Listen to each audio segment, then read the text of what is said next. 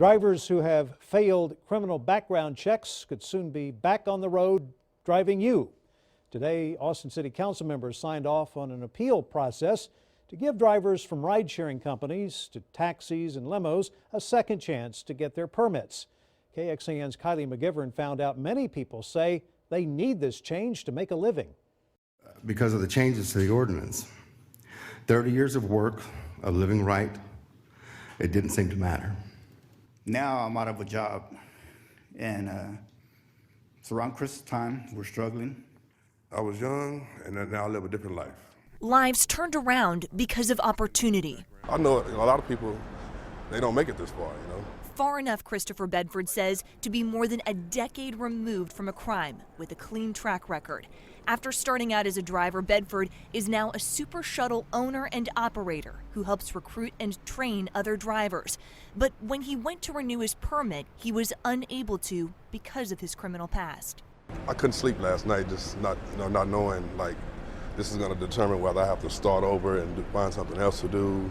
The city says before the ordinance changed this summer, there were no disqualifying convictions. Permit decisions were made on a case-by-case basis. People shouldn't just be judged based on their past, but actually on their full potential. Councilmember Greg Cassar led the push to bring back an appeal process. I think one of the best things we can do for public safety is to create economic opportunity for people. I feel sure that my service record will speak for itself, that people can and do change. A plea council heard by unanimously approving the change. Kylie McGivern, KXAN News. Since the beginning of the year, the city of Austin has rejected nearly 200 chauffeur and TNC drivers. Chauffeur drivers include bus, taxi, limo drivers, even airport shuttle drivers.